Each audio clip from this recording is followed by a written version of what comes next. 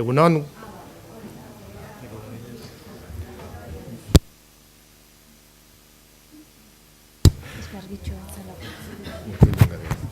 Bai, egunon, orain hobeto? Entzuten da? Hola, hola. Ba, igual volumenak edo, ez dakit.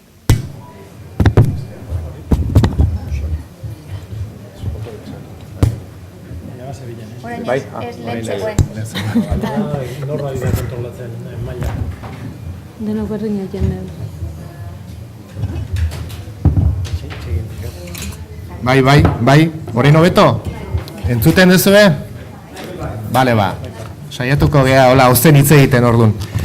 Bueno, egunon esaten nuen, aurten berriz ere, bigarren aldiz, hemen gara, Usurbilen, gogoetaren espazio honetan esango dut, Udako Euskal Unibertsitatearekin eta jakinekin batera, antolatutako egitasmo honen esedea, hain zuzen ere horixe baita, gogoeta libre, gogoeta konprometitu, gogoeta eraldatzaileari tokia egitea, ezta? Beraz, gaur hortan ari gara hemen, hortan hasiko gara, eta nik uste pozik egoteko moduan garela, izan ere antolatu zaigun programak bete-betean egiten duelako bat xede horrekin.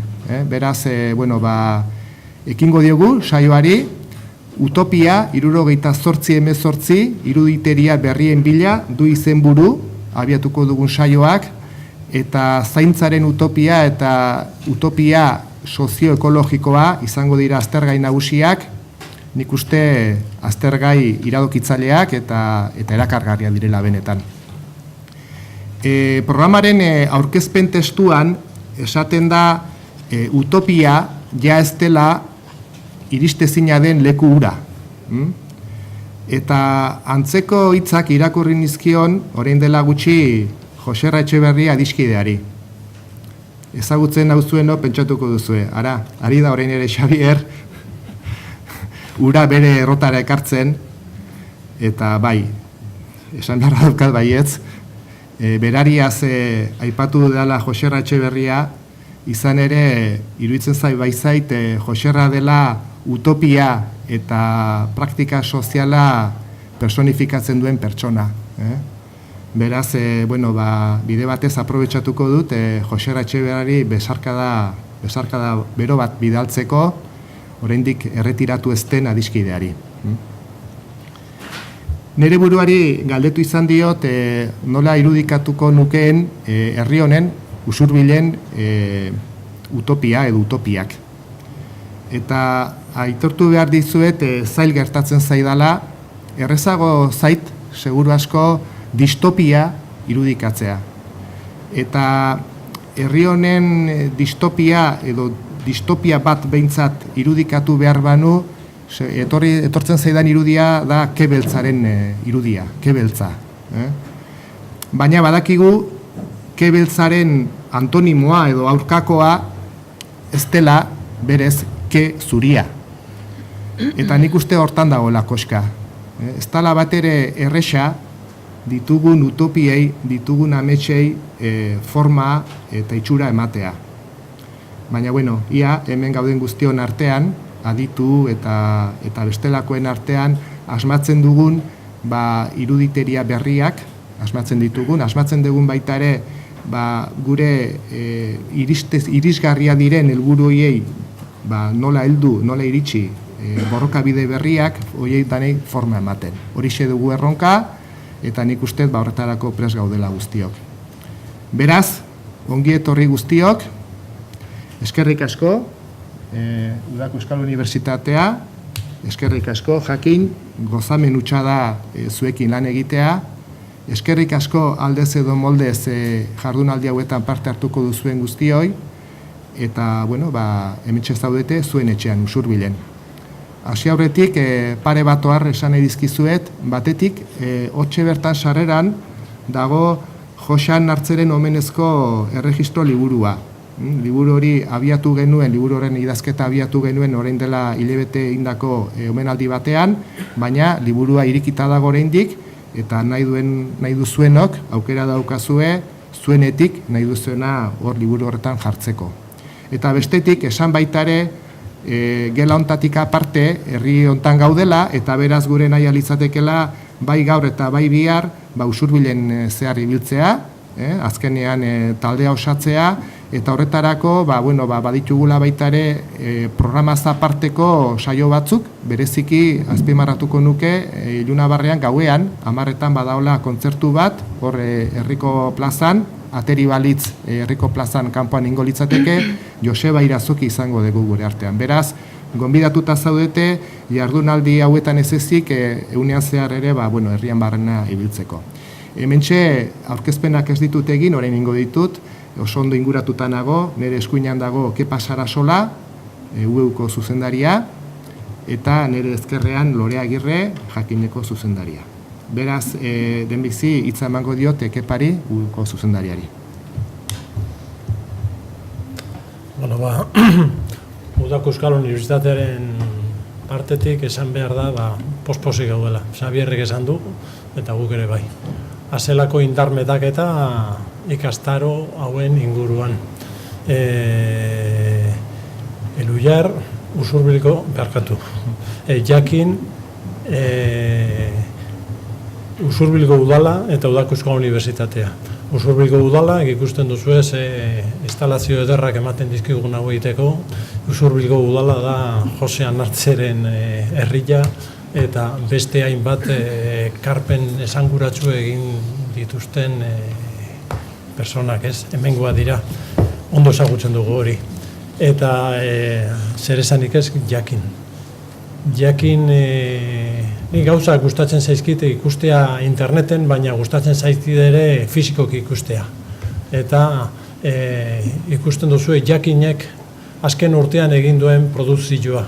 Eta zelako ekarpen handia, lehen urtean hemen egindako gogo eta saioaren emaitza izan zen alebikoitza urrian atera sana, eta ale hau urtean zehar egin diren ekarpenekin batera dator eta ederto, eta dago ale bat zenbat gara kultur konsumoaren mugak eta hemen gaude, osea honen parean. Nik uste dut Jakinek egiten ari dan ekarpena importantea da. Beste ale bat noranahiko izateko erronka Euskara 50 urte. Ikusi ditugu guk ale hauek ze gogo eta maila planteatzen du, eta gu horrekin maila horretan gaude, haiekin indarra metatzen. Usurbilekin eta Jakinekin. Aurrera. Ia urrirako egongo da olako beste bat, ez? Apostu ona egiten dugu eta pospozik gaude.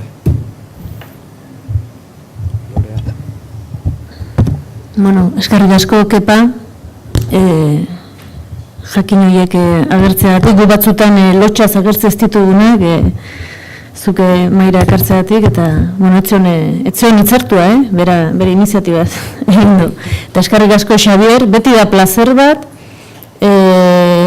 Usurbiliko udalarekin, Xabierrekin, Ainararekin, Udoko kide guztiekin, eta Jakineko lankidekin lan egitea. Oso modu errexian eta oso sintonia honean, eta gogoetak partekatuz, eta gustora egiten dugun lan bada. Bigarren urte, hemen gaude, eta Xabierrek esan duen bezala, utopiaren gainean hitz egiteko.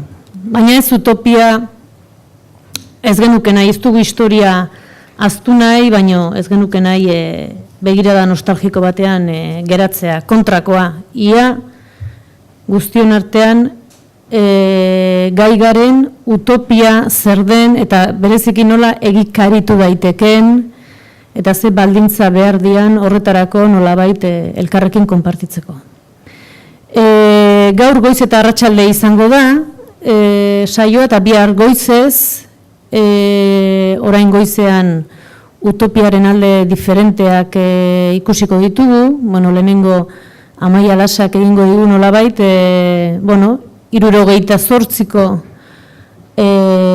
gazte izandako ark egindako ibilbide personal eta gogoetaren eta bere lan saiakera eta poetikoaren bitartez nolabait azaldu, zer izan zen eta nora iritsi garen horrelako saiakera bat egingo dugu, eta ondoren Alba Garmendiak utopian aditua denak, esplikatuko digu, ezta? Utopiaz zer ulertzu izan dan, zer ulertu daiteken, zer dan guri komeni zaigune utopia. Eta Eduardo Apodakak berriz, utopia hoiek, edo ideia desiragarri hoiek, edo begitantzen duen gizarte hori, nolabait beharrezko duela, baldin eta egikaritzen hasiko bagara, iruditeri bat sortzea. Guztiok nolabait, guretzat desiragarri izan daiteken mundu bat sortzea eta konpartitzea, eta gero horrek nolabait praktikara eramatea, edo praktikara eramateak ekar litzazken talkak eta arazoak eta gatazkak, ongi etorria guztiak, horiek nola izan daitezken. Eta arratsaldean helduko diogu bi utopiari, lehen Xabierrek esplikatu du, bi utopia ikastaro honetara, asko izan zitezken, beste modu batea esan da guk utopia ditzen dizkogun horiek asko izan zitezken, eta agian bakarra ere bai, ze guztiak harremanetan jarri daitezke, ezta. Gaur arratsaldean zaintzaren utopia hitz egingo dugu, edo nolabait zaintza, bizitza erdigunean jartzearen utopia horretaz. Azken aldian indar hartu duen ideia bat, eta segurazki iruditeri bat sortzen ari dena, eta guztion hitzetara, guztion ideietara nolabait sartzen ari bizek esplikatuko digu, eta bere ondotik zaintzarekin eta zaintza nolabait duintzearen hain zuzen esango nuke ustez Euskal Herrian egin den greba luzenaren protagonistetako batek, edo grebalari batek, Bizkaiko adineko zainketa etxeetako zaintzaileen grebarena. Orduan, ikusten duzuen bezala, gure asmoa da nolabait, naiz eta gaur egun dagoeneko nik uste dute kontzeptu hauek baztertu beharko ditugu, baina erabiliko ditut, azken aldiz, baina aditu eta aritu, nik uste dut gaur egun ezin dela bereizi, baina nolabait pentsamenduaren edo munduan dabiltzanak edo hitzaren aktivistak esango dugu eta ekintzaren aktivistak nolabait lotzeko, ezta? Zer esan dezakegu ideien planoan eta gero hori errealitatean ze borroketan gauzatu da eta zer gertatu da borroka horietan. Praktika horrek zer esaten digu, zer irakasten digu, hori da kontua. Nik uste dut gauza mamitsu asko egongo dela, nahi duenak apunteak hartu ditzazke, baina jakin ezazue anatzean Biki Pozo, adiskide eta gogaidea dagoela laburpen bisualak egiten. Alegia, azterketetarako prestatzen genituen txuleta eskema horiek, berak eginak emango dizkigu. Eta jakizue, ingo dula berak, hitzaldi bakoitzaren laburpen hori, eta ikastaro bukaeran, hurrengo egunetan korreoz jasiko duzuela, hori guztiek eskaneatuta, inoiz errepasatu edo nahi baduzue. Hasiko naiz ni pixka bat, utopia 78-18 iruditeria berrien bila gaia zergatik eta nundik edo ze galderen arabera planteatu dugun azaltzen.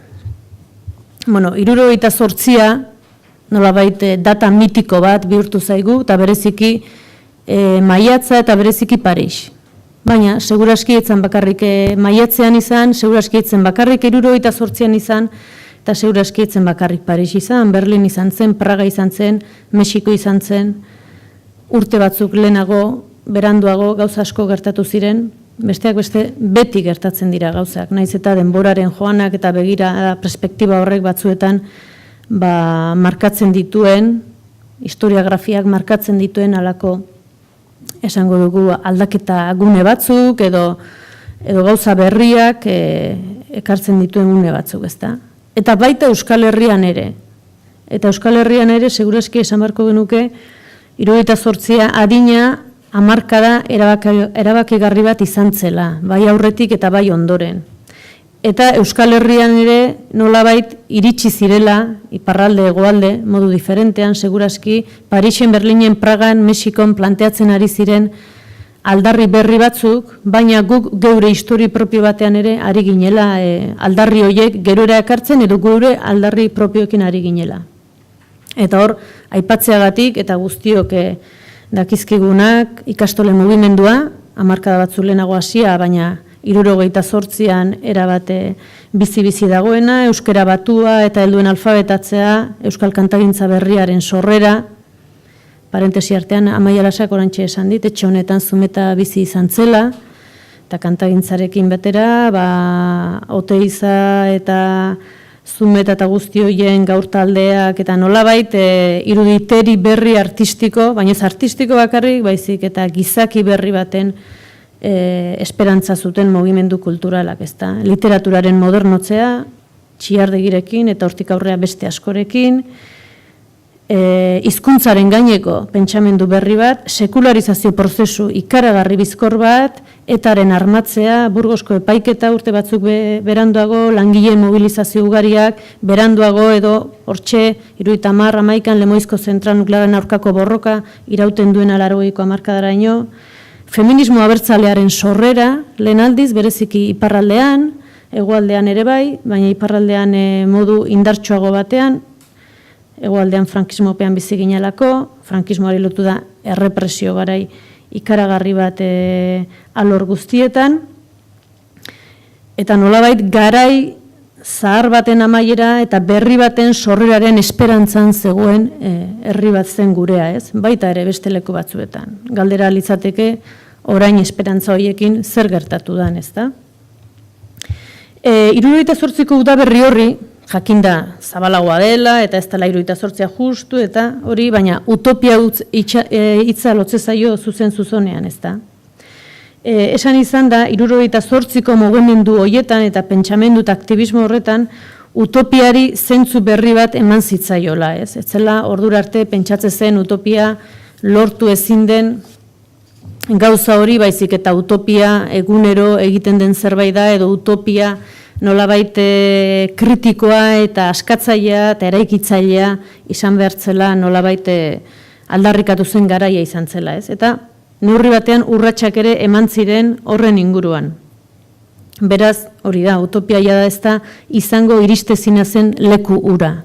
Nolabait, iritzi dezakegun edo, bide horretan gutxienez sinistera eraman gaitzaken helburu bat baizik, ez da.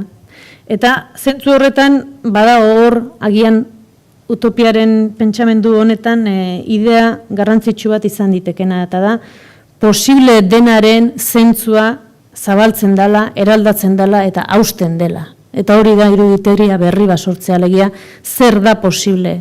Eta ezinezko den hori, hautsi eta esan hau posible da, ez da. Olakoetan, nik uste dute, ematen dela, diskursoaren zartatzea, txikitze hori edo zirrikituak zabaltzea esateko, hau posible da, ez da.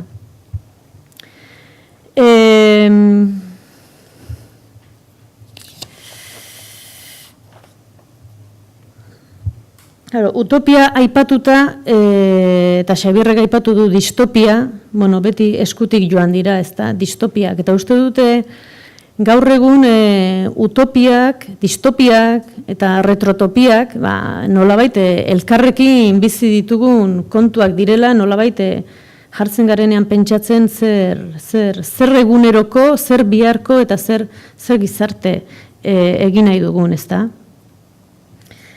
Retrotopiak esaten du eta nolabait iragana hobea izan dela beti, edo iragan jakin bat hobea dela, eta ara itzuli beharko genukela, ez da, retrotopiaren ideia hori, ez? Nolabait, inoiz paradisu galduetatik gatoz, ez da, inoiz eduki genuen herri bat, leku bat, gizarte bat, kolektibo bat, bizikera bat, oraingoa baino askoz bizigarriagoa, eta ara bueltatu beharko ginateke, ez da? Eta bestea da, ifrentzua, utopiarena distopia, ez da?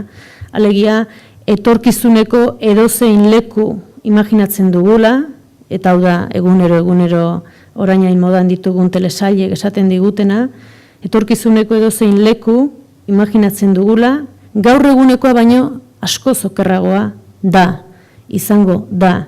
Eta beraz, esplizituki esaten zaigu, onar dezagun mundu hau, ez dagoelako hau baino mundu hobeagorik. Horrelako kontuekin, nolabait, geure iruditerian txertatzen dian irudiak dira, ezta, ideiak dira. Eta uste dut joera hauek indarrean daudela. beste mundu posible bat ez dela posible, esaten digu distopiak, ez? Eta, hain zuzen, beste mundu bat posible dela, 78tik datorren leloa da, baina bereziki 80ko hamarkadan uste dut entzun genuela oso sarri. Siateleko mugimendu altermundistan ikaragarrizko jendetza sortzen denean, edo zapatismoaren borrokak, adibidez, nolabait ekartzen digunean beste mundu posible baten ideia, eta oso kontzeptu jakinak, eta praktika bat gainera, ezta? Eta segurazki mundu berri bat begitan zen hasteko lehen baldintza, edo baldintza importante bat da, esan duguna, eraldatzea posible dela pentsatzea.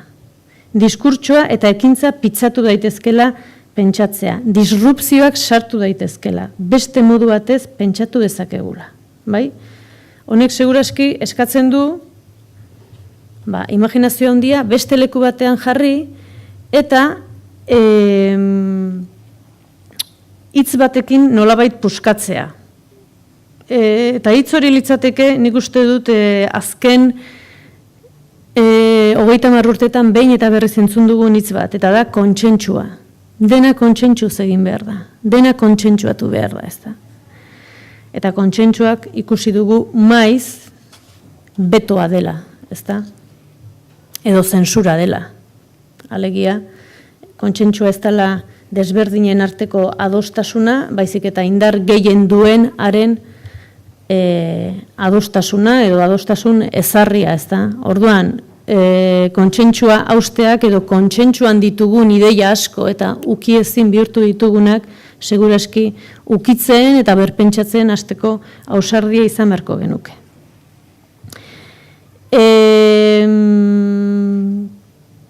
Beste kontzeptu bat, hitza hartzearena, 78ko maiatzan, Parisen askotan aipatzezan hori, hitza hartzea, gizarte zibilak hitza hartzea, kaleak hartzea.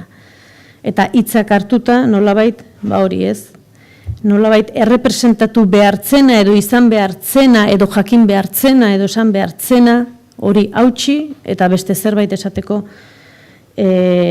baliatzea. Beste ideia bat, 50 urte eta gero, ekidin ezina segurazki, mundu globalizatu batean bizi garela. Eta hori baldintza determinatzaile bada, uste du neurri handi batean baietz.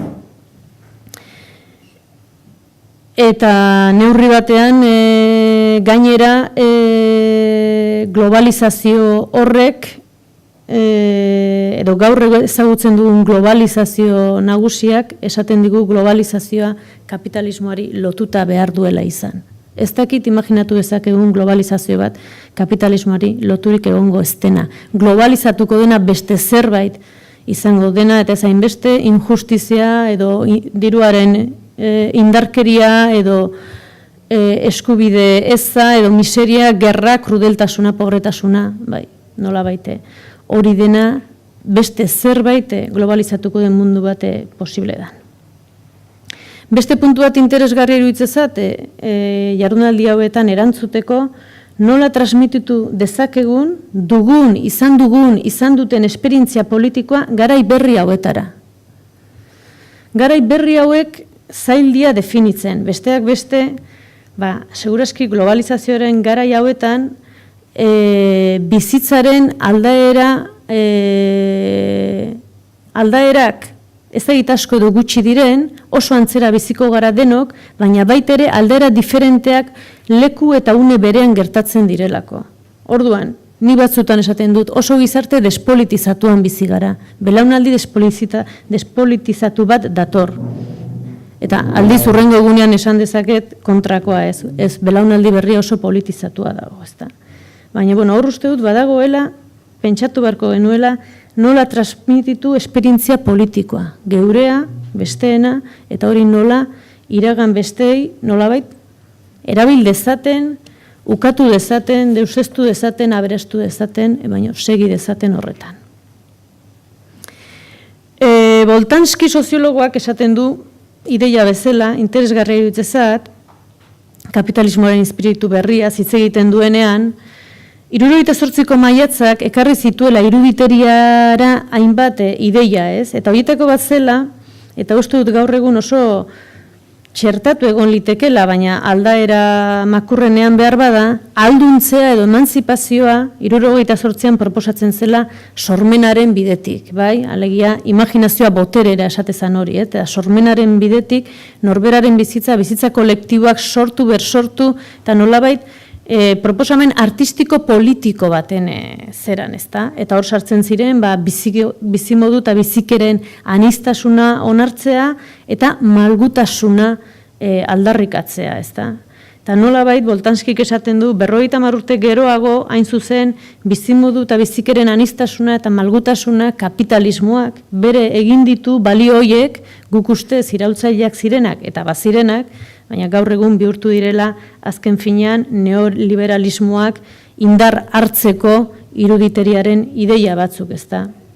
Alegia, etekin ekonomikoen mende jarri direla bizimodu eta bizikera aniztasuna eta malgutasunaren ideia, ez? Horregatik esaten du, gaur egun autoerrealizazioaren ideia, autoesplotazio bihurtu dela, autonomia, autoprekarizazioa eta aniztasuna azkenean elkarren arteko lehia gisa planteatzen digula neoliberalismoak, eta bizikeren malgutasuna dela 24 orduko agenda, 24 orduko konexioa, sarera, disponibilitate osoa edo zertarako, bereziki lanerako, baina baita beste edozein ekimenetarako.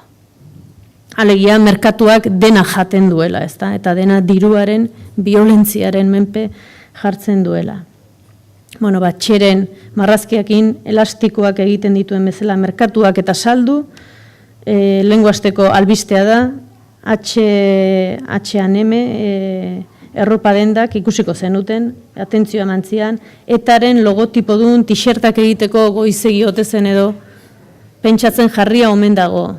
Gero zabaldu zen, fake bazela, gezurra zela, bueno, gaur egun gezurra edo feika ez da berria, hori beti existitu da, baina egia da gaur egun nolabait hartu duela gure artean mugitzeko eta gure errealitatearen irudia eraikitzeko ikaragarrizko indarra, ez? Postegiaren ideia hori eta alegia asmatutako albiste gertaera guztien horiek masiboki eta globalki zabaltzea, politika gisa, ondoren erabaki eta neurri politiko gero eta zorrotzago eta gero eta askatasun ukatzaileagoak indarrean jartzeko.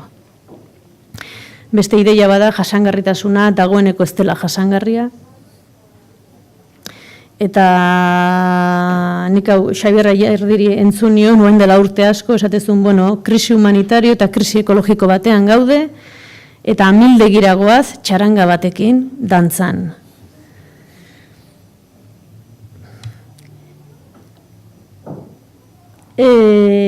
Marina Garcesek, filosofo kataluniarrak, azken aldian, olako bolkada bat eman dit, eta bere liburu guztiak irakurri ditut, eta, ideia interesgarriak botatzen ditu, naiz eta gauza guztiekin ez nagoen ados, baina aldarrikatzen du bizitzaren politizazio errotikakoa egin behar dela, alegia bizitzaren politizazio erradikala egin behar dugula. Eta hori, nolabait, bizitzaren politika radikalaren demokratizazioarekin duela zerikusia, eta hori gertutasunean hasten dela. Buruz buruko harreman horietan, ez da. Jacques Rancière filosofoak dio politika sortzen dela, alegia, geu politikan jartzen garela, politika egiten jartzen garela, nolabait, errepresentatzen edo errepresentatu arazten zaiguna izateari utzi eta esaten zaiguna egiteari uzten diogun unean, bai? Eta nolabait, eta errepikatzen dut ideia, baina da ez genuen eta zilegi ez zitzaigun ahots eta ekintza batez agertzeko gai garenean. Hori da, imaginatzea beste ahots batekin da beste ekintza batekin zilegi dela agertzea, hori da politizatzea. Eta uste dut hori dela feminismoak egin duena, bere hainbat olatuetan, eta 78tik ona, 78a izan zen feminismoaren hainbat aldarriren lekua, askatasun sexualarena, eta hainbeste hoiena, ez da? Eta neurri batean, 78arekin ere feminismoa nik uste dut lotuta doala. Euskal Herrian bai, eta beste leku batzuetan bai. Naiz eta orain irakurtzen diren, 78an feminismorik ez zegoela. Baina, bueno, esango nuke Simone de Beauvoirren argazki haiek Parisko manifetan zerbait esan zezaketela iruditeri mailan gutxienez. Eta feminismoak erakutsi digun lau ideia orokor eta oso aplikagarri bizitzaren eremu guztietan, ez? Eta aipatuko ditut eta honekin bukatuko dut, eta da bat gatazka aberastasuna dela, gatazkan egonda ere elkarrekin pentsatu eta ekin daitekela eta egin behar dela, adostasuna ez dela baldintza ezinbesteko bat, beti elkarrekin eta aurrera segitzeko, kontua ez dela proiektu bakar bat, ez pentsamendu bakar bat, baizik eta amankomuneko leku bat eraikitzea.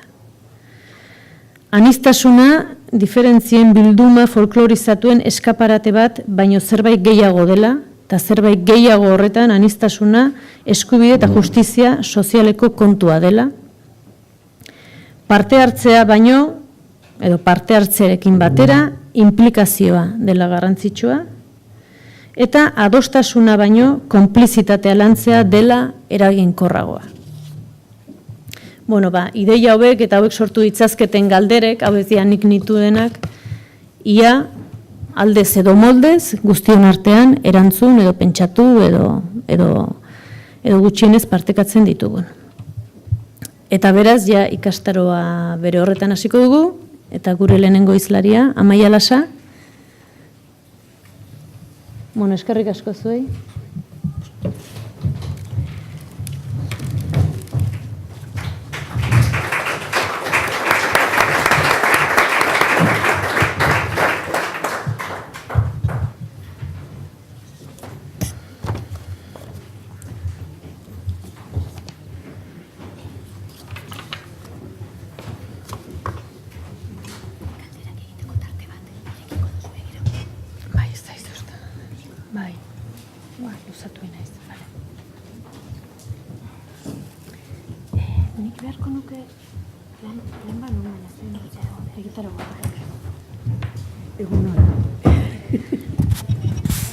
Egunon, Amaia.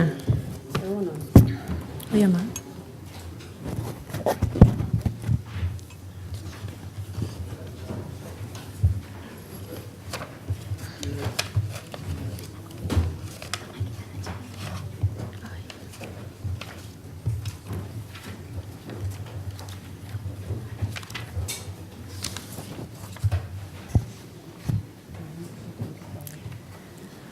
Bueno, Amaia Lasa,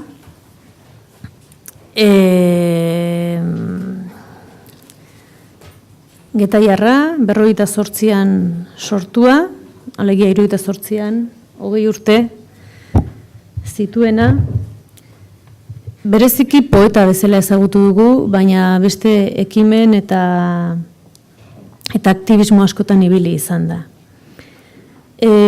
Guretzako, Amaia Lasa importantea da. Guretzako norentzako diot. Bueno, esango nuke hemen gaudenon guztiontzat, baina pixka bat mugatuz guretzat importantea da Amaia Lasa, euskal feministontzat, nolabait berak 71an bere poesien bidez, lehen esan dudan pentsatzea posible zenaren diskurso edo zirkulo horretan zirrikituak sortu zituelako, ezta? Eta bereziki generoari begira, edo feminismoari begira, edo emakumei begira, ez? Amaiaren poesia neurri handi batean bide berri bat irekitzen du, fundazionala da, zentzu horretan, emakumea protagonista agertzen delako, lehen aldiz, euskal literaturan, poesia horietan. Segurazki, berak esplikatuko digu, ezta, baina horrek badu zerikusia, noski, guztio gara aldiro bizi dugun garaiaren seme alabak, ezta. Orduan badu, segurazki, horren ingurumaria horretan sortu izanaren arrazoien bat. Poema bat. Ene paradisuetan zuhaitz asko debekatuak daude. Paradisu guztietatik jaurtikia izan naiz. Ez naiz borrokalari bat. Borroka guztietan sartzen naiz. infernu guztiak irabazirik. Bueno, hau da, 1979an argitaratu zuen poema bat, ezta? Eta horre ideia oso poli bat niretzako jartzen du, bat paradisuaren ideia, eta sarritan utopia paradisuarekin lotu izan da, baina segituan ukatzen du paradisutik irabazten dena infernuak direla, eta agian infernuak ere ez dira gauza txarrenak, baina esaten du enaiz borrokalari bat. Baina borroka guztietan sartzen naiz. Uste dut ideia hori importantea dela. Irakurriko dizkizuet,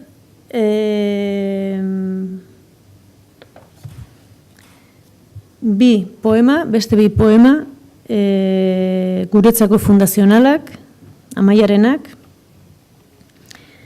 71koa. Nereak ez diren lurralde hauetatik ihes egin nahi nuke. Nereak ez diren ur hauek alde batera utzi egin behar ditut. Aitz sendoaren biribiltasunean nire bizitzaren hitza lortu nahi nuke. Biribiltasunean, sendotasunean, aitzaren gainean A, E, I, O, U berri bat esan nahi nuke. Alegia, hizkuntza berri bat, iruditeria berri bat, mundu berri baten zirrikitua zabaldu nahiko nuke. Beste poema bat urte berekoa, jangoiko guztiak ukatzen dituen emakume bat naiz. Atzo zeruko jangoikoa ukatzen nuen, gero infernukoa eta gaur lurreko jangoikoa ukatzen dut. Dotrina guztien aurka altxatzen naiz. Sekularizazioa eta bestelako, segurazki, hegemonien kontrako aldarri bat.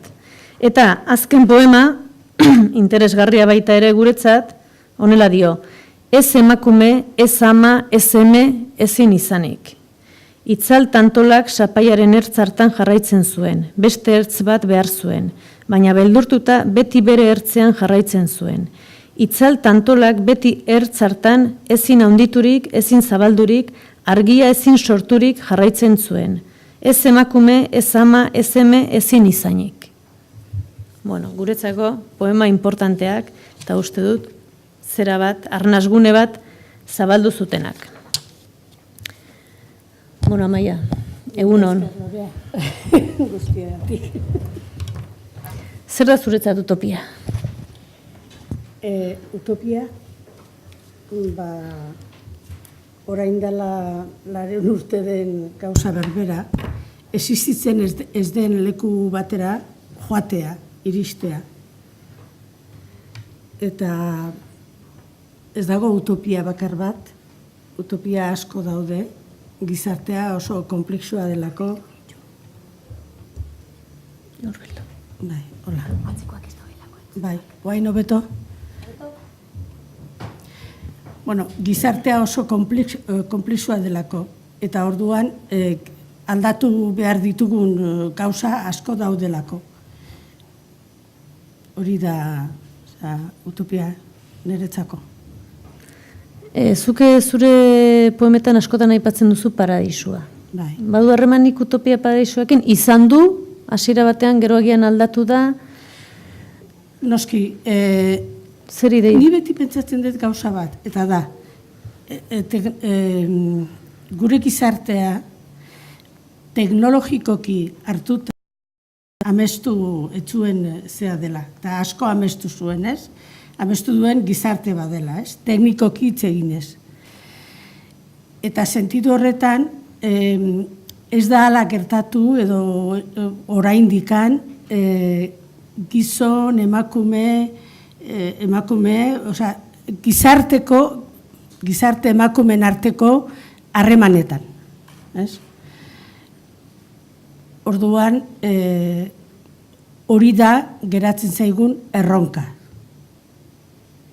Harreman horiek aldatzea, beste modu batea bizitzea. Zu persona utopikoa kontsideratzen zara? Nik ez dakit horrela zehaztz esateko pertsona bat utopikoa den ala ez. Baina utopien atzetik ibili naizela beti, bai. Orain, gauza kuriosua da, zezuk horra ipatu dituzun poemak idazterakoan, nik oso gazte idatzi nituen, 17-18 urtekin, eta hori pixkat hausnartuz, ni ez nintzen konstiente, eneukan konstientziarik, bueno, bai bere osotasun guztiaren konstientzia ez neukan, 17-18 urtekin. Baina nik pentsatzen dut, hori idazteko, barruan zerbait mugitzen ari zela o zerbait zegoela. Ze ingurune zenuen garai hartan? 78 baino lehen haurtzaroan erabetasun eta famili giro hori, niretzat oso importantea izan da, alde batetik euskeraren eta gure lurraren aldekoak zirelako, denak gerratik zetozen, galdutako gerra batetik, eta baino ikaragarri miresten zen euskal kultura eta euskera eta, miretzi baino gehiago ere bai igual, ez? Hori oso garrantzitsua da. Eta gero hori izan da nolabait, eta etxean ere politikaz asko hitz egiten zen. Eta politika ulertu daiteke baita ere modu askotara, baina niretzat politika da nolabait denon artean guk nahi dugun gizartea sortzea. Hor utopia bat ere bai. Eske bestalde utopiaz beterik bizi gara o gaude.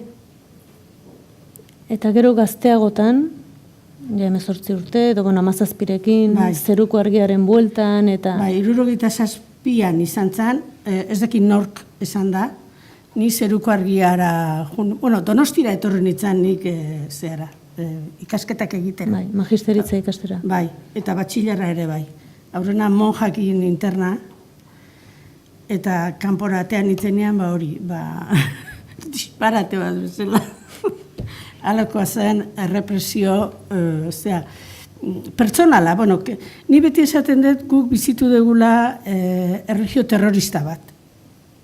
Dena pekatua zen, zerbait egiten bazen un infernura joaten zinean, baina horrela, infernura. Baina ez guk paradisoetan aitatu ezakedan infernu bat, baizik eta hori, zua, inoiz itzaltzen etzena, eta oso grafikoa zen. Eta nik dena sinisten nuen. Inoiz samarra nintzen, edo jarraitzen dut izaten, edo orduan oso gogorra izan zen erlijio hori. Ikuspegi hori, erlijioaren ikuspegi hori. Gero esautu ditut ni jendeak, teologia askatzailearen barruan eta bar, horrela bizitu ez dutenak. Baina nik ospa egin nuan 17 urtekin, erlijio horrek etzun bizitzen usten, terrorista zan, dena beldurraren bidez egin behar genuen. Hau pekatu, bestea pekatu, eta dana horrela. Eta zeruko argiako egitasmo hori, idazten hasten zara zeruko argian, beste orduko gazte idazle batzuekin taldean, nik ez dakit nork eraman nindu. Euskal kulturen munduan, esan behar da, magisterio kulturalki gauzasko egindia Euskal Herrian. Adibidez, momentu horretan, etzion magisterio ofizial bat. Baino jarri zen leku bat, espazio bat, non gu bizi ginenan magisterioko ikasleak erderaz ikasten genuen normala izena zen, eskola normala, eta gero etortzen ziren guri alako klase berezi batzuek ematea bai euskara aldetikan, euskal kultura, euskal historia, eta abar. Eta noski, ni mundu horretan murgildutan nengoen eta bizitzen nintzen, eta oso... Mundu hori ikasketekin lotuta zegoen, edo zerbait... Ikasketekin lotuta zegoen. Edo zerbait klandestinoa zen? Ez, irikia zen. Hor gure zaharren baloreetako bat, izan zen, gerra galdu, estatu kolpea galdu, Eta bere alaxe, hasi zian ikastolen mundua sortzen. Berrogeita hamarrean edo horrela, Elbira Zipitria eta bedanak, hasi zian. Eta gu hildo hortan sartu ginen ere bai. Eta orduan, euskal kulturan murgilduta geunden. Eta horren bidez, ni Zeruko Argiara nintzen, gazte naizen izeneko orrialde batean idazten genuen aurrena. Eta gero, herriak eta gizonak, Ricardo Arregik sortu zuen, eta deitu ninduen, ara juteko. Bueno, deitu, leku batetik bestea. Eta gauza miresgarria da niretzako ere, esatea, Zeruko Argia, kaputxinoak ateratzen zuten astekari erlijioso bat zan. Zabaldu eta orduan gazte batzuek konbidatu eta geunden, han idaztea, eta, igual ez ginen jun, beak pentsatzen zuen lekutikan, baina guretzat importantea izan zen, eta euskararen ere bai. Eta, gure kulturaren ere bai. Eta hor dago argia. Esan lehike Zeruko Argiaren utopia badela. Eta nik ez nion jarriko argia hitza. Zeruko jarriko nion, baina ez zidaten galdetu.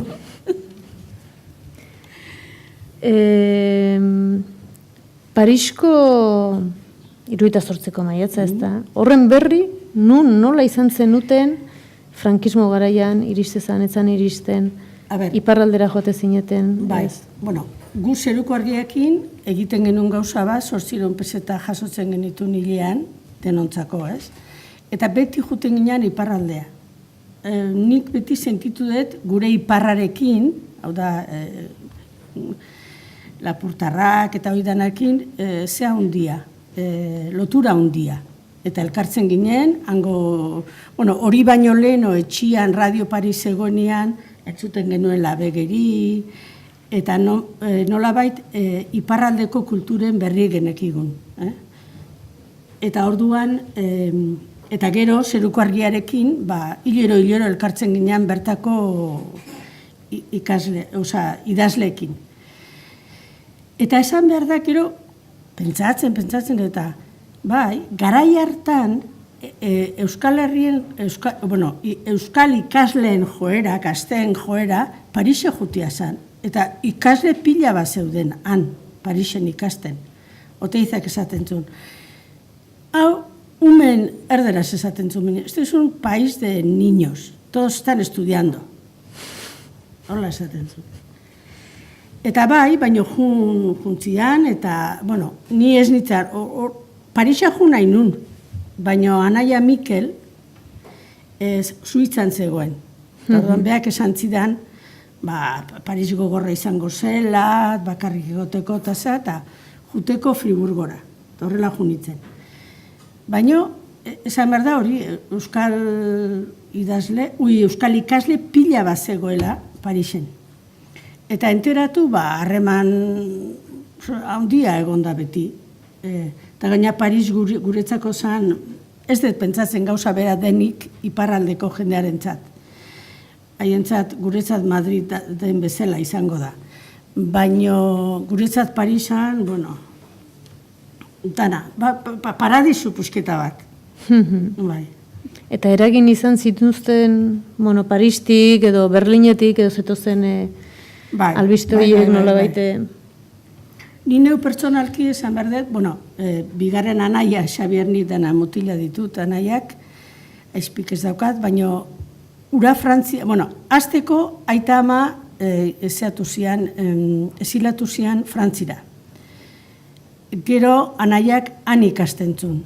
Eta momentu hartan Frantzian zegoen movimiento kultura, intelektual, uradana, ekartzen zuen etxera.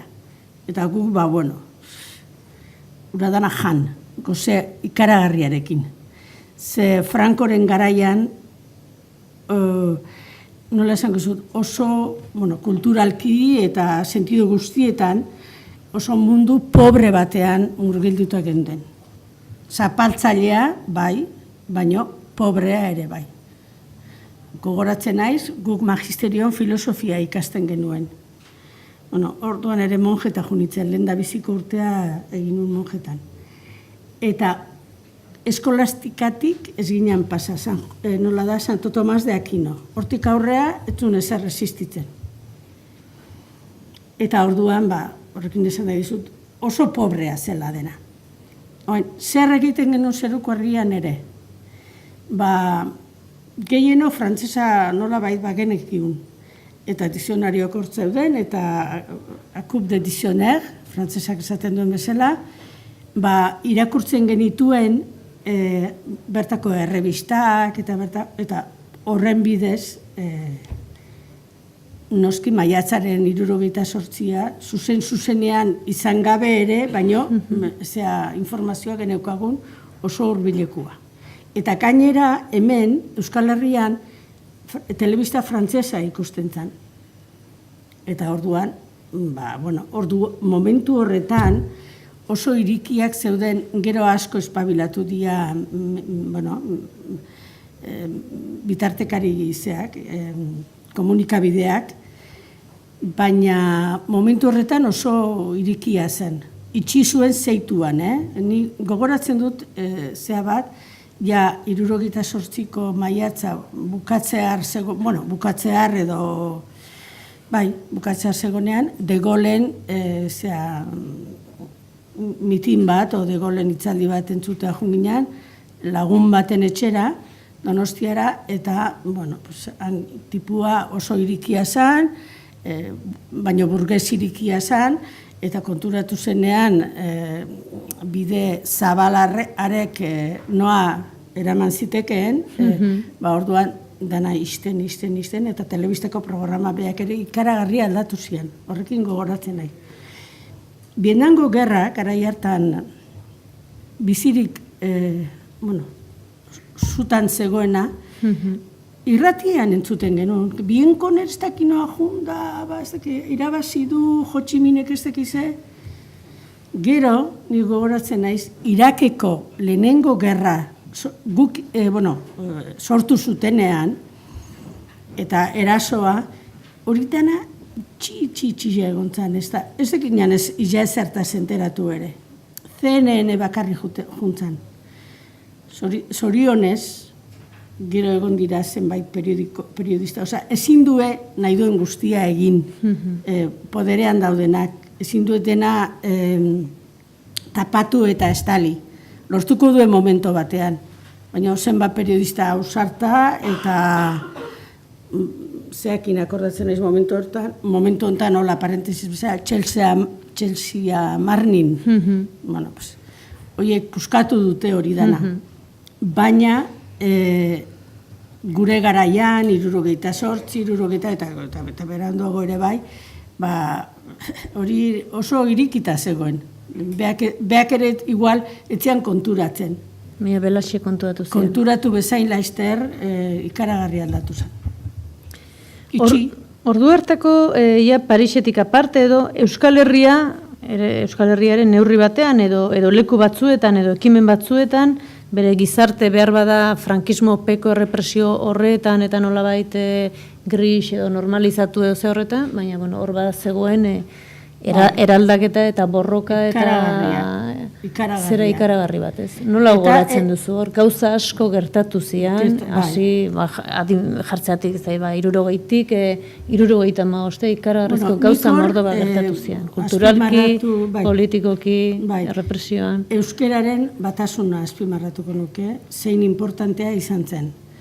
Eta gu ikaragarria gera euskaldunok, geneukagun nazioartean ospea handia zuen linguista bat, eta zan Koldo Mitxelena. Eta beraz izan hitzaldiak eta ematen, gogoratzen nahi seminarioan eman zuen bat.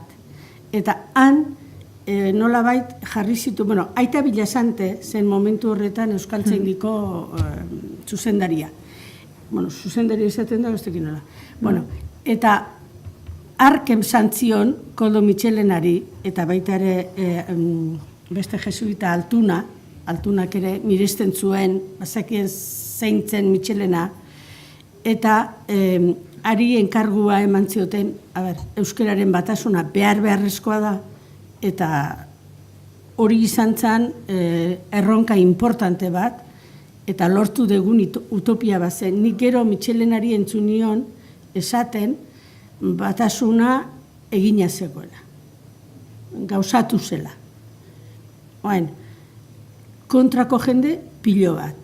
Inorketzakian ezer beti kritikatzen. Eta gero gure H santori, nik ez dakit zuek, baina H letra bihurtu zen progresismoaren ikur.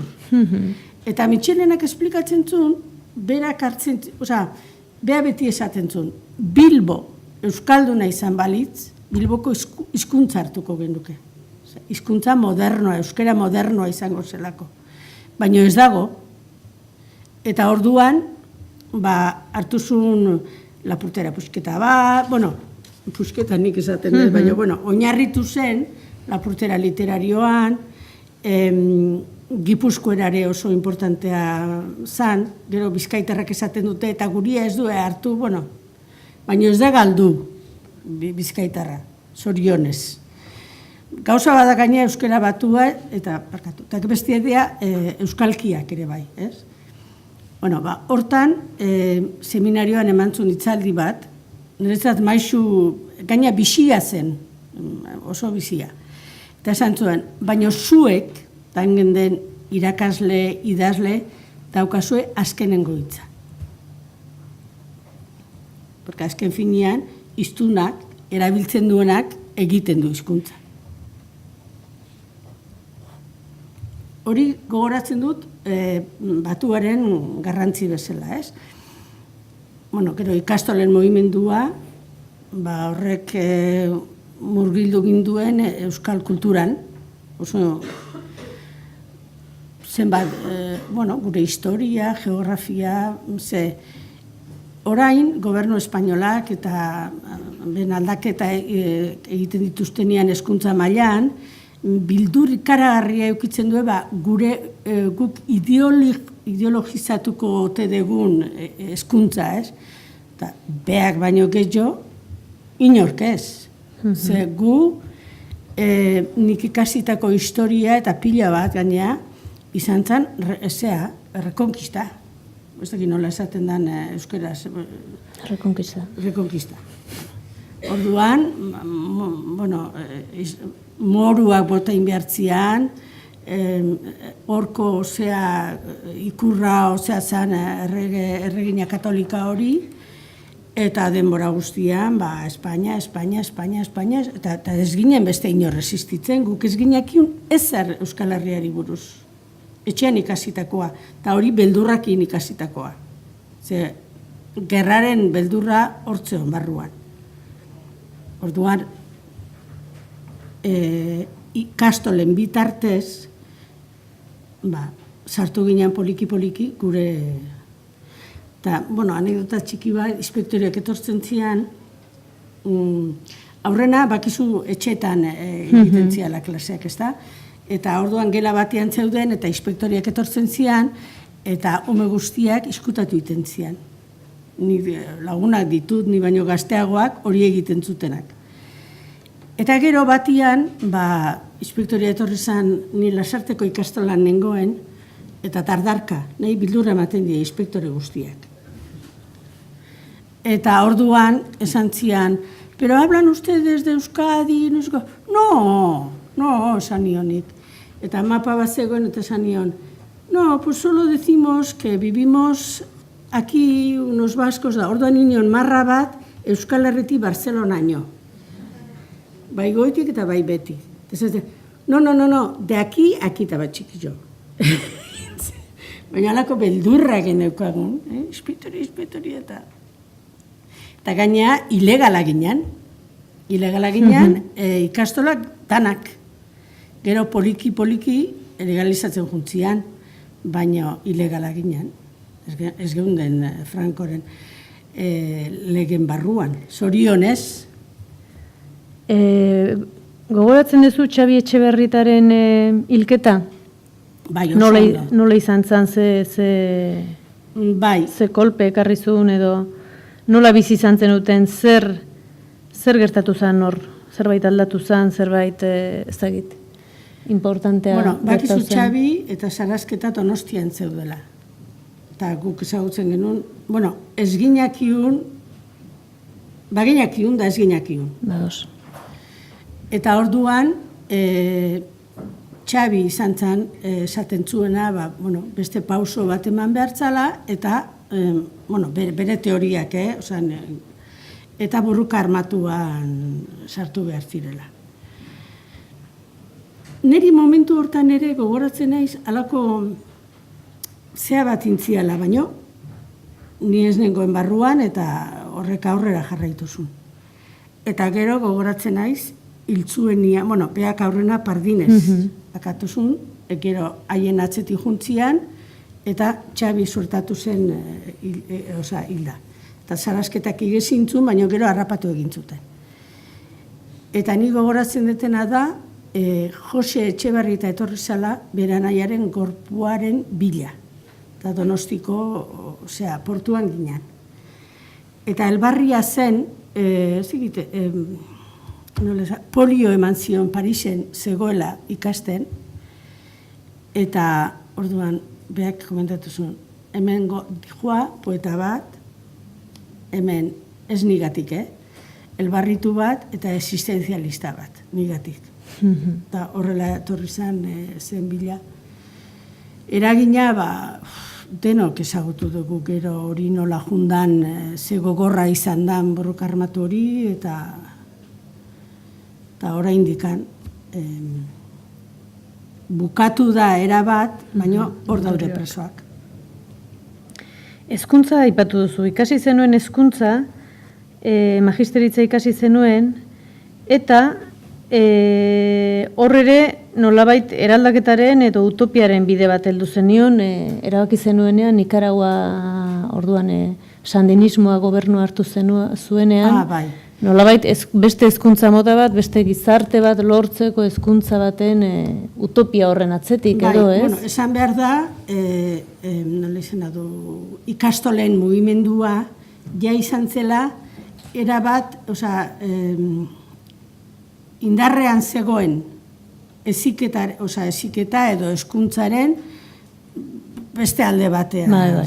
Eta orduan, hor, nik gehien maitatu nuena eta maitatzen dudana Freinet eta Celestin Freinet eta egokiena irutzen zaidana dalako. Baina, bueno, gero etorri zian Paulo Freire, Brasildarrak eta hori danak. Orduan, eta gero hemen beti eginen, iraultza egin nahian eta iraultza egiteko, eta, bueno, urtean 2 manifestazio genitun. Bat, maiatzen bata eta bestia berreguna. Eta maiatzen batian harrapatu ziguten gaina. Gintuen.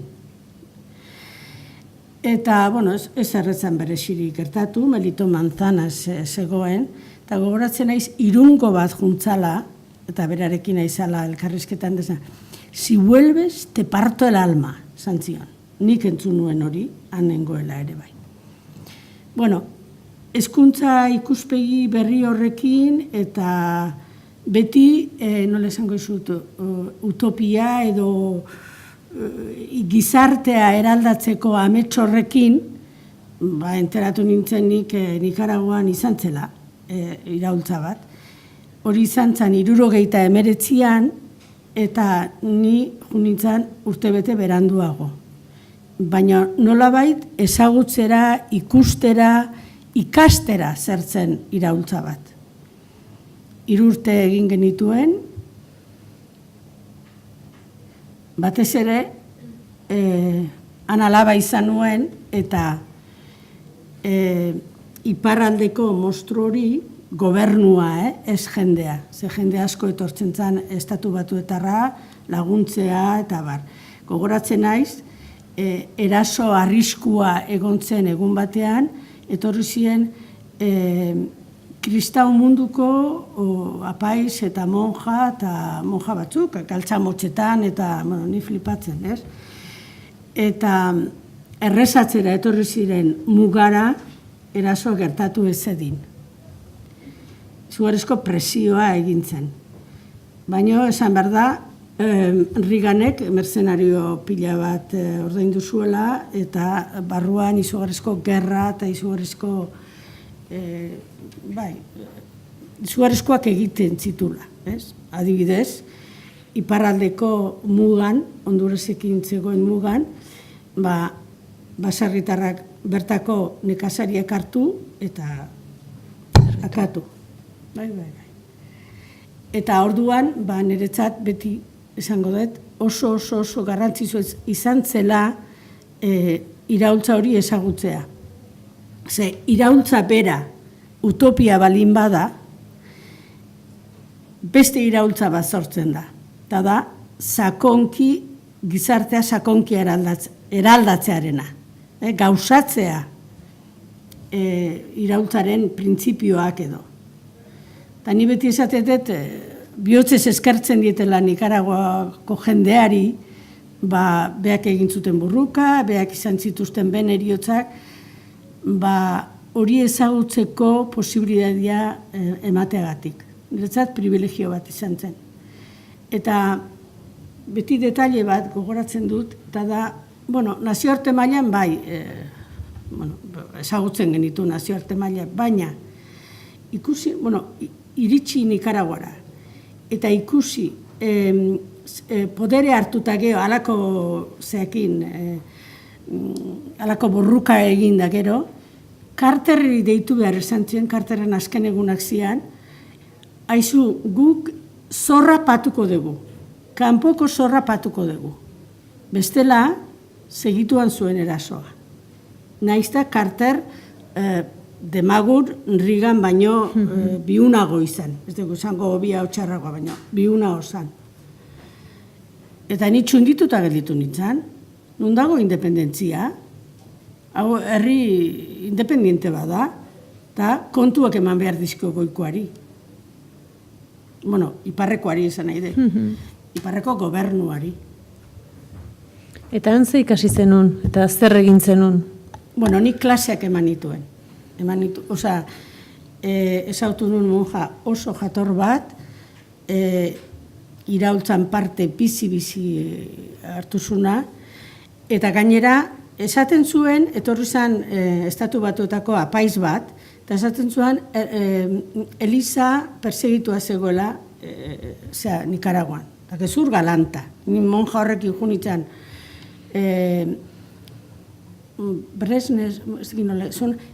Hezkuntza ministroak deitu zion monjari, eta monjak esan zian lagundu iazu, lagundu bererekin junitzen, eta esan zion, hermanita, madre, pedir lo que quieran. Monja kolegio bat zan, eta beak apoiatzeko prezeuden. Nikaraguako, nian hezkuntzan lana egin nuen, baita ere. Eta Nikaraguako ezaugarrietako bat niretzako, da gobernuan bai marxistak eta bai kristau zeatik zetozenak, teologia askatzailetik zetozenak. Eta bat egin ziren, eta etzion inungo kontra esanikan. Hori niretzako oso aberatza izan zen, importantea. Iraultza bizi izan zenuela, sentitu zenuenan? Edo ideia batekin joan zinean da gero? Ez, nik iraultza zertzan ez nakian. Ideia, justizia soziala, eta berdintasuna, eta horretan buru belarri saiatu ziren. Baina pila bat, esaten zuen momentu hartan ere, iraultza bat benetakoa balin bada, erasotua izango da. Erki erasotua esan gainea. Eleiza ofizialak, Estatu Batuetako gobernuak, eta denak. Orduan, hortzegon arazo ikaragarria zan, Nikaraguak lortu zezakean aberastasuna urtean zehar, bere rekursoiek, ekonomikoak ere, jarri behar zuen, defenditzeko inbertetu behar zuen diru hori. Eta hori ikaragarria esan. Orduan, egiten ziren txertaketa, kanpainak, juten ginean danak, gero konfiskatutako nola izena du finka horiek, bueno, pues esaten zian Domingo Rojinegros. Rojinegros zian bandera, sandinisten bandera, ez? Eta orduan, juten ginean, kafie jasotzea, iparraldean nengoen, leku freskoa nintzen, eta kafie jasotzen, gero, bueno, hezkuntza doain egintzian, hezkuntza eta zea, osasun zea hori edanak doain jarri zian. Eta egin ziren gauza asko. Eta gero gogoratzen naiz nik, sandinistak hauteskundea galdu zuen lehendabiziko urtean, karo, denok porrotorren barruan, nila hemen nengoen orduan, baina dana ematen zuen gaizki egintzala. Eta orduan, Estatu Batuetako laguna ditut, eta bizi dira oraindik, orain Mexikon daude, eta esaten zuen, ez da egia. Gauza on asko egin dira, alfabetatze kanpainak, osasuna, hezkuntza, gauza on asko egin dira. Hori ez dakit, baina esan nahi dut, akatzak egin zirela, seguru. Pertsona orok bere ekintzetan ez dutana ondo egiten, sekulan. Gero hartu duen deriba Daniel honekin diferentia da, baina jende jatorrasko jarraitzen du. Adibidez, han zegoen ministro importante bat, planifikazioko ministroa zen, Henry Ruiz, Xavier Gorostiaga Bilbotarra planifikazio, jesuita zen, planifikazio horren barruan zegoen, Xavier hilda dago, baina Henry Ruiz, hasi zienian abek, gauzak partitzen ben artean, eta hankaintzun, eta hor dabil, borrokan jarraitzen du. Eta Nikaragua eta gero, iparraldeko... Ez, Nikaraguara baino lehen junitzen ni. Aurretik Estatu Batuetan egon zinen.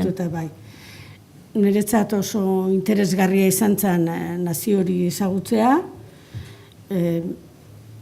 Jendea, nik uste eta asko ona zala. Konfiantza zeukaten, baina nik uste egin nu.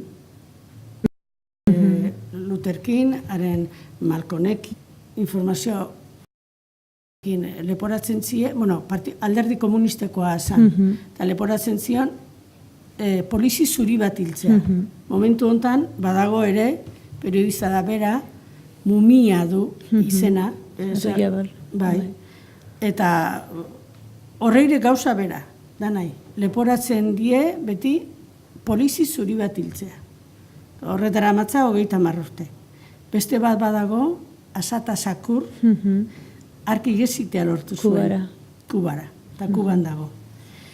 Orduan, noski informazio hori geneukagun, baina nik ez nun uste Harlengo auzoa, hain txiroa, hain pobrea izango zenikan.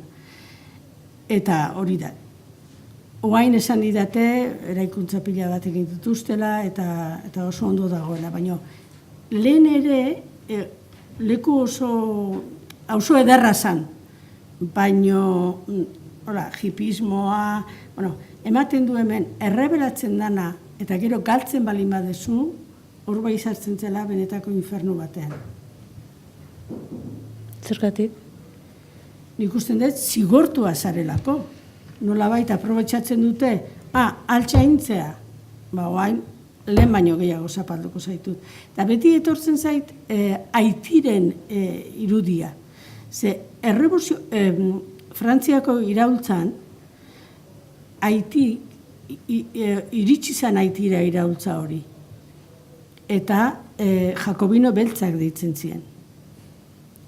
Eta oin, pobrenetakoa da, zapalduenetakoa. Naizta, hor, Beltran Aristide gogoratuko duzuen, Labalaz partidua sortu zuen, baina hau jesuita zen. eta bere herriko militarrak bea erasotu zuenean laguntza eskatzea Estatu Batuko gobernuari. Bueno, ikasiko zuen. Zoritxarrez. Gerora Euskal Herria etorri eta irakaskuntzan jardun duzu, Bai. urte askoan, hori izan da zure lanbidea eta zure bokazioa seguraski. Beti esaten da, esaldi egina da, edo errepikatzen da, edo hezkuntzatik hasten dela eraldaketa, edo hasi beharko lukeela. Hori zer da ideia huts bat, gero praktikara eramaten zaila dauden egiturekin, edo ez, edo bai, zer uste duzu? Nik usten dut egia dela, hezkuntza oso importantea dela, baina ez ezarritako hezkuntza, baizik eta gaur esango genuke hezkuntza alternatiboa, beste baloreak eskaintzen dituen hizkuntza. Ez da nahikoa, oain etortzea, frankismoko eskoletara, unibertsitatera joatea, ideia haiek ikasi eta horrekin ez dezu ezer hausten, ez dezu ezer berririk egiten, bakarrikan kontserbatu dagoen guztia. Orduan, beste baloreak eskaintzen dituen hezkuntza bai. Eta hori ikastolak egin zuten. Eta gaur egun ezarritako hezkuntza baten gaudela konsideratzen duzu? Osa, beste balio batzuk eman barko lituzkela, eta hori ala balitz, hori barrutik egiten da, edo kanpotik egiten da, nondik egiten da? Nik uste dut kanpotik eta barrutik. Eta, gu egia da irakatzi behar dituzula materia konkreto batzuk, ez? Bueno, matematika, matematikak ideologiari badaukan, bueno, hola utziko dugu. Historiak eta hori bai, eta nola bait, hori ni behintzat irakasle izanik, eta bestekin batea, saiatu gera beste modu bateko bizitza eta arauak erakusten. Arauetako bat, azkenengo urte, nik klaseak ematen ditun azkenengo urteetan, arauetako bat edo baloreetako bat, zan gure lurra kontserbatzearena. Eta hortzen agenda 21 izeneko programa bat, eta hor irakasten genien nolabait zehatzen. Klasifikatzen eta adierazten zakarrak altxorra izan zitekela. Eta hori. Orduan, pentsatzen dut, aldatzeke gauza, aldatu behar direla gauza asko, baino aldatzen direla ere. Batez ere gure eskoletan. Ez da ahaztu behar ikastolen eragina hor. Eta nik jubilatu nintzenean, pentsatu gauza bat etorretzeedan burura, ez? Guk lehenengo mailan pixkat denetik irakasten genuen, ez? Gero pixkat zehatu da hori. Musikakoak musika eman, pixkat zehatu da. Zabaldu da, o espezializatu da, ez? Orduan ni beti halako grina eukidet idazteko eta irakurtzeko, eta pentsatzen nuen zergaitik etzegoen horrelako espezialidade bat. Ikasiko nula hori, egon balitz. Zuri asko gustatzen zaizuna, transmititzen dezu beste modu batea. Azkenengo galdera bat, azkenengo galdera egingo dizut. Hasieran esan dezu nolabait gaur egungo gure gizartearen erronketako bat berdintasunarena dela, ez da? Emakume, zaitezute gizona, bai. Zu feminismoa nola deskubritzen duzu, eta ze bide egin duela uste duzu emakumeen egoerak, edo feminismoaren borroka nola izan dan, nola izan beharko lukeen? Gutxi gora bera, 1970 urtiekin oso txarra naiz, ez? Baina garai haietan egontzan lehertze bat. Gaur egun egon den... Parekoa. Parekoa, bai, parekoa. Eta hor gaina gogoratzen naiz, abortoa, dibortzioa, bueno. Baina, karo, hortara iritsi baino lehen, gauza asko mugitzen dira. Hori da, ni gogoratzen naiz, orain baino lehen, galdetzen zidatenean zerbait feminismoari buruz, da nik aldarrikatzen duen sozialki, zerbait baliman nintzen feminista nintzela, dozatzen baino nola? Hori ja pasata da, ja emakumeak lortu du zea da. Bueno, hortze honez da bai da, guk esaten genuen ezetz, bueno, beti esaten nien ezetz, eta zertan egongo da feminismoa? Eta ni pentsatzen nuen, bakoitza bere lekuan, edo taldeetan, lana egiten egongo da, eta ikusi dugu emaitza. Eta nik hor azpimarratuko nuken utopia lortu gabea oraindikan, da emakumearen alduntzea. Ez dago, bueno, duela urte batzu ezkerostik, neska gazte bat, nerabe bat, esango dizuna, nik gaur bihar eskonduko naiz, eta etxeko Ander bezala biziko naiz. Nik usten dut hori, aukera bihurtu dela. Inor ezin da behartu, jokabide zehaz bat eukitzea. Hau da, etxeko Andre, edo higienera, edo baizik eta aukera, berdintasuna. Aukera izatea. Eskubide berdinak eta aukera berdinak ere bai. Eta hor pauso handia eginda. Falta da? Pilo bat. Pilo bat, oraindikan, gizarte aita eragile, patriarkal baten barruan bizigera, eta jarraitu behar da. Beraz hori da, beste utopia bat. Bai. Bueno, hemen utziko dugu, zaspertua, eta guain, bueno, tartetxo bat, Amaiari uzin galdera egin nahi badiozue, kafea hartzera juna aurretik.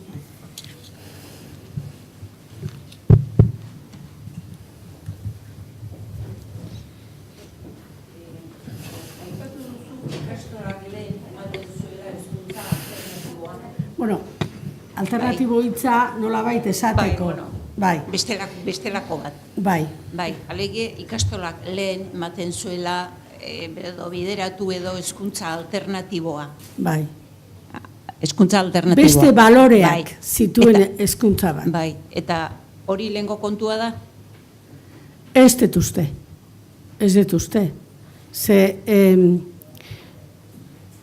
ikastolen mundu horre jarritako oinarriak indarrean daude. Baina, esan behar da, gobernu espainola haren menpean gaude, edo gobernu frantsesa, saiatzen dela momentuero oztopatzen, momentuero. Ta oztopoitako bat izaten da, burokrazian sartu arazten gaitue. Eta beti papera betetzen nahi geha. Edo, ez dakit, azterketak egin beharrean, lanpostua ez galtzeko eta horrelako gauzetan. Baina nik ezagutu deten eta ezagutzen deten irakaslegoa, badoa hildo hortatik, zerbait berria egin nahian, badoa. Nere ikuspegitik, Amaia, zer uste duzu Daniel Ortegari buruz, gaur egun Nikaraguako gobernuan dela? Desinte irakurri dut, eta azkena Biento Zurrek bat irakurri dut, eta sentidu horretan. Osea, traizionatu egin ditu iraultzaren hastapenak. Eta pentsatzen dut horrela dela. Indian fallo ikaragarriak nola den adibidez sexu esaten omen da, nik bazpane, Daniel Ortega Rosario Murillon alabarekiko egindako sexu gehiagikeriak, gero piñata deitzen zioen, hau da, sandinismoak ikusi zuenean galtzen zijoala, opariak egin zioen elkarri. Batek hartu zuen etxe bat, bestiak lur bat, esateko modu bat, ez? Eta horrela, eta esaten zuan, komentarista horrek esaten zuen, eta hori ez du estatu batuak egin. Hori, era hontako, sandinistak ez, era hortako pertsonak egin dute. Eta hori pentsatzen dut, Daniel Ortegak zehatu egin dula, traitu egin dula. Esan behar da ere, iraultza baino leheno, 3 tendentzi zeudela, elkartu zirela iraultza egiteko. Terceristas, proletarios da maoistas. Eta Ortega eta horiek ziren terceristas, eta azkena sartu zianak izan zian. Ez dakit, hori niretzat beti deigarria izan da. Oain, defensa ministroa Humberto Ortega, hori Kostarrikan dago, elbarritua zan, eta gerran, eta anaiare hilda badute Camilo Ortega. Oain, Daniel Ortega beak, behira, ni han bizitu nintzen garaian, etzairik handienetako bat zen, Obando y Bravo, eliz ofizialaren burua, eta Daniel Ortega eta Rosario Murillo eta danak elkartu egin zen, berarekin. Horrena elizarekin, eta gero, desilusio bat. Baina, esan behar da, dagoela mugimendu bat, izena duna, Movimiento por la Renovación del Sandinismo, MRS. Horiek hor daudela, denbora guztian, egiten. Eta hori tartean, dago Monika Baltodano, uste dut hemen ibilidala eta zea egin diotela, elkarrizketa interesgarria egin zioten, Sergio Ramírez ere bai, naiz hau sandinista ez izan, interesgarria da, eta horrela. Daniel Ortega buruz hori, zoritxarrez.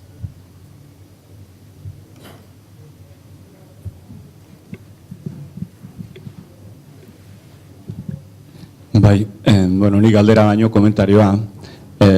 Lorearen itzaldiaren hasieran, aipatu duzu 78ko utopia horiek Euskal Herrian, adibide bezala ikastola mugimendua aipatu duzu. Eta gerora, oraintxe lehendabiziko galderaren arira, Amaiak aipatu du, ez? Beste balore batzuen hezkuntza sustatu izan zela eta oraindik sustatzen dela arlo horretan. Baina aldi berean, antzematen duzula, burokratizazio dinamika bat, estatuak berak elikatzen duena, eta baita ere lanpostua mantentzeko kultura akomodadu bat, eta horrelako gauzak ere badaudela, ez? Azterketak, denbora guztian... Bai. Nire komentarioa horren arira zen, mugimendua dena nola gero instituzionalizatzeko, egonkortzeko, joera batzu dituen, eta zen neurritan utopiaren bidea galdu, edo bidean utzi, edo gai horren arira agertu zaigula beste elementu interesgarri bat utopiak pentsatzeko, ez? Utopia bezala abiatzen diren mugimenduak askotan gerora beraien bilakaeran beste hainbat elementu sortzen dira utopiaren bilaketa hori moteltzen dutenak edo bidean galtzen dituenak, ez? Eta, inkluso Daniel Ortegaren inguruko zera hori horrela irakurleike ere, ez? Komentarioa besterik ez, beste norbaitia zirikatzen dudan. Ez egizuk, nago dizu. Ni bakarrik beste komentario batekin, nola bait utopiak gauzatu egin behar dira. Bestela horri biliko ginateke bueltaka eta bueltaka. Baina gauzatzen diran neurrian besteak sortzen dira, berriak sortzen dira. Eta berri horien atzetik edo bila joan behar garela pentsatzen dut.